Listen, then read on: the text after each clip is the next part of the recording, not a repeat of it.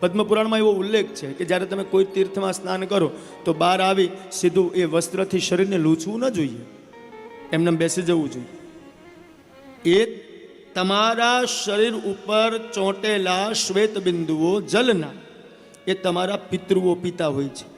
આપણે એમ કહીએ ને કે તીર્થમાં જઈ અને સ્નાન કરીએ અને પછી તરત કપડાં પહેરી લઈએ તો એ પિતૃ સુધી પહોંચતું નથી. પિતૃ જલ ક્યાંથી પીવે? તો કે તમારા આ પદ્મપુરાણમાં ઉલ્લેખ છે, તમારા શરીર ઉપર જે તમે સ્નાન કરીને બહાર નીકળ્યા છો, તમારા શરીર ઉપર જે જલના બિંદુઓ છે એ તમારા પિતૃઓ એનું ગ્રહણ કરતા હોય છે. એટલા માટે તમે જો સીધા આવીને વસ્ત્રથી લૂછી નાખો છો તો એ તમારા પિતૃ પાણી વગરના રહેતા હોય છે. આવો ઉલ્લેખ છે.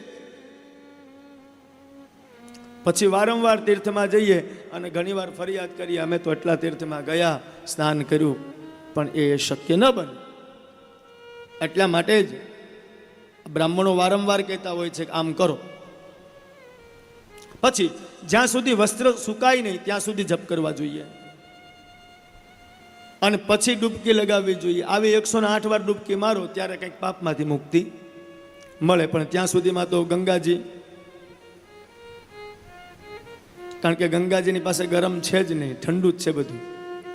કાં ઠંડા કરી દે અને કાં ઠંડા કરી દે, બેમાંથી એક વસ્તુ થાય.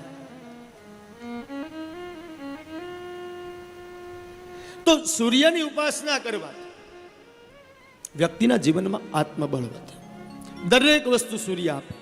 આખા વિશ્વને આ એક લોટો પાણી ચડાવવાનું માત્ર ને માત્ર ફળ એટલું જ છે કે તમને નિર્જીવમાંથી સજીવ બનાવી.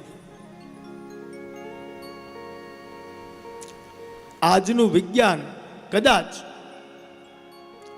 હજી પહોંચ્યું પણ નહીં હોય અને વિચાર્યું પણ નહીં હોય, એ આપણા ઋષિમુનિઓએ નાની એવી બારીકાઈમાંથી મને તમને જીવન જીવવાની શૈલી આપી દીધી. ભલે ભયના કારણે, પણ એ કરો તો એનું ફળ મળે.